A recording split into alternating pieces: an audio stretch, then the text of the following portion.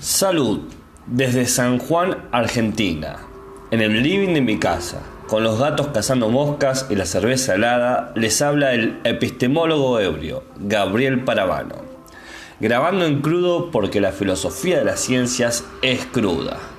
Este es el único podcast, primero, de epistemología y segundo, el único que dura el tiempo justo que se tarda en tomarse una pinta.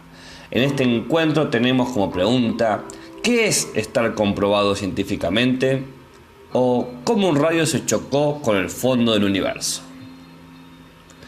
Tras un jardín colgante que sirve de cortina del frontispicio está la Escuela Siciliana de Medicina, centro de estudios de la colonia griega de filosofía, de física, y por supuesto de medicina. Entre las columnas de piedra, reunidos en círculo, unos jóvenes oyen hablar a un hombre de larga barba. Empédocles es su nombre, quien nació en el 490 a.C. y morirá en el 430 a.C. aproximadamente. Pero ahora está hablando de cómo surgió el universo. Cito: algo doble diré. Una vez creció hasta ser uno solo, desde muchos, y otra vez se separó hasta ser muchos, de uno. Fuego, agua, tierra y la inmensa altura del aire, y el funesto odio separado de ellos, igual en todo respecto, y el amor entre ellos, semejante en largo y en ancho. Fin cita. Ajá. ¿Y qué cuerno significa esto? Bueno, a ver. En primer término, Empédocles, que no estaba borracho, todo surgió de una unidad mínima llamada de una forma muy original como el uno o el esfero. Algo así como una única esfera, un punto de concentración de todo lo existente, o de los muchos, como él lo llamaba. En segundo lugar, por el odio, el esfero explota o quiebra, y de allí proviene todo lo que existe, es decir, la multiplicidad, como sea el agua, la tierra, el fuego, el aire, y todo esto viene de aquel acto cósmico. Y en tercer lugar, por el amor, que no es un libro de autoayuda, todo se va juntando poco a poco hasta volver a ser el uno para luego repetirse el ciclo. Bien, ¿qué pedazo de intuición científica tuvo Empédocles? Todo por amor y por odio. ¿Nos gustan estos términos? Puedo usar los términos griegos si quieren. Todo por filie, es decir, amor o amistad, y todo por miso, odio o rechazo, que serían las dos formas de comportarse de la materia, por lo cual ocurre el nacimiento y la muerte del universo existente. Ahora, cuando Empédocles dijo esto, no tenía forma de probar que el universo estuvo concentrado en un punto homogéneo, es decir, un punto con las mismas propiedades en todos sus lados, un punto que es isotrópico, es decir, con todas sus magnitudes equitativas. Empédocles solo podía imaginar que el inicio de la existencia es una esfera perfecta o un esfero, como él lo llamaba. Empédocles tampoco podía probar o siquiera pensar que los cambios de fase de las partículas elementales, como la condensación, la evaporización o la ionización, que sería pasar del gas al plasma, o la contraparte, la desionización del plasma al gas. Es decir, Empédocles no podía pensar que los cambios de las partículas, de evaporación, condensación e ionización, que se llaman fases, produjeron una expansión o inflación cósmica en el que las partículas elementales se combinaban y descombinaban, formando cosas como protones y neutrones, al punto de ir generando nuevos encuentros, nuevos enfriamientos y nuevas materias, hasta llegar a los cuerpos celestes que conoce el ojo desnudo, como el Sol, la Tierra o la Luna. Empédocles no podía nunca imaginar este inicio del universo, sino que imaginó un comportamiento de separación y de desequilibrio que llamó miso, odio, rechazo. De igual manera, nunca pudo pensar en la posibilidad de que la expansión cósmica se fuera deteniendo y contrayendo, provocando algo así como una implosión que comprime toda la materia en una nueva singularidad espacio-temporal, sino que supuso que toda fuerza de rechazo tiene una contrafuerza, que es la unión, y pensó que esa unión tenía que ser llamada filie, amor o amistad, que esta unión concentraría todo lo existente en un nuevo punto para reiniciar el ciclo del universo. Pero, a ver, para la mano. ¿Acaso Empédocles predijo la teoría del Big Bang, que habla de un punto homogéneo, isotrópico, que por un cambio de fases dio lugar al surgimiento de todo? Y predijo también la teoría del Big Crunch, que habla de la desaceleración de la explosión cósmica hasta volver al punto homogéneo isotrópico.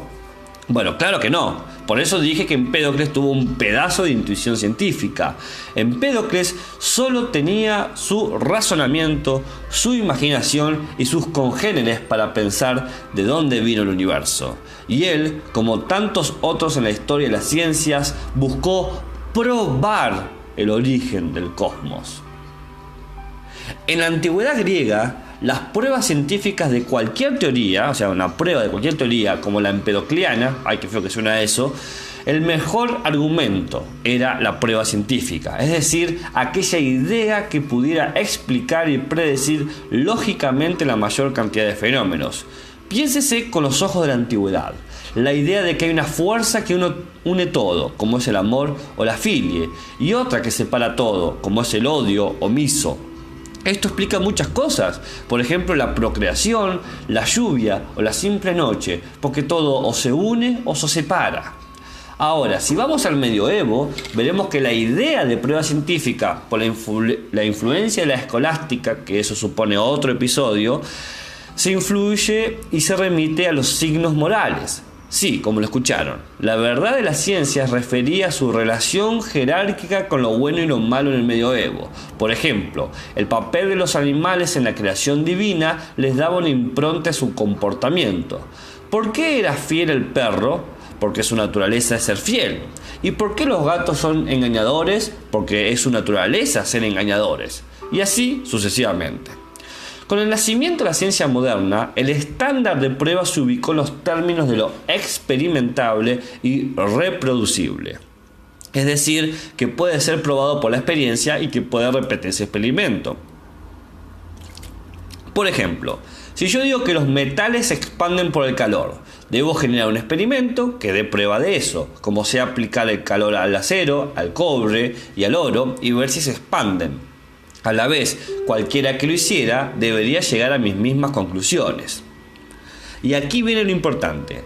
Ninguna prueba es relevante por sí misma, sino por el contexto y la teoría que le da sentido, ya que el metal expandiéndose no nos dice nada si queremos probar que todo funciona por amor y por odio, pero sí nos dice mucho si consideramos la idea de que todos los materiales se dilatan si se encuentran a la temperatura correcta. Los metales son parte de los materiales que pueden dilatarse, pero también el universo es un compuesto de materiales que puede dilatarse.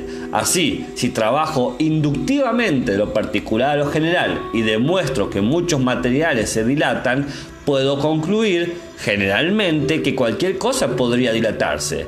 Creo que he dicho muchas veces la palabra dilatarse. Dilatarse es aumentar de tamaño por el calor, algo así como lo que expresa la teoría de Empédocles cuando el odio rompe el esfero y más exactamente como lo expresa el Big Bang cuando habla del cambio de fase de la singularidad. Ese cambio de fase supone una explosión de millones de grados centígrados que van dejando su rastro en la medida en que la ola expansiva de la explosión sigue su curso y sigue su curso hasta el día de hoy y hasta el día de mañana. Si realmente hubiese una explosión cósmica original, tan gigante y tan calurosa que producía fusiones y cambio de la materia, debería haber algún residuo de ese calor, algún vientito caliente hoy en día. Y antes de que se termine la cerveza, les cuento que sí lo hay. En 1965, Arno Alan Penzias, nacido en 1933 y actualmente tiene 85 años, y Robert Woodrow Wilson, nacido en 1936 y que actualmente tiene con 82 años, dos físicos que trabajaban en los laboratorios de Nokia, sí, el de los celulares, estaban testeando un nuevo tipo de antena de telecomunicación cuando captaron un ruido en la atmósfera que no podían distinguir y que interfería enormemente con su trabajo. Al principio pensaron que era una señal de una radio cercana, por lo que la movieron la antena en varias direcciones buscando un sonido más limpio. Pero al no poder eliminarlo porque parecía provenir de todas las partes en donde se enfocaba la antena, supusieron que dicho ruido era producto de alguna radiación que era un poco más débil que la propia de la Vía Láctea. Sí, nuestra galaxia también emite su propia radiación. Básicamente todo emite su propia radiación.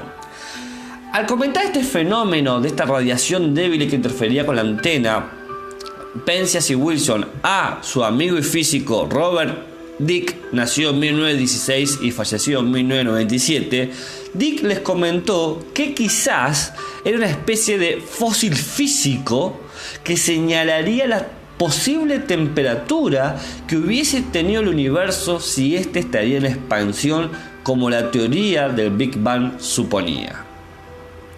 Luego de ciertos cálculos y de ciertos artículos, quedaría confirmada una teoría gracias a una prueba científica, o dicho de otro modo, lo que para unos era solo un ruido de interferencia de la radio, para otros era la prueba del fondo de microondas del universo tras el Big Bang. De nuevo, una prueba científica supone una teoría, un contexto y gente curiosa buscando resolver un problema.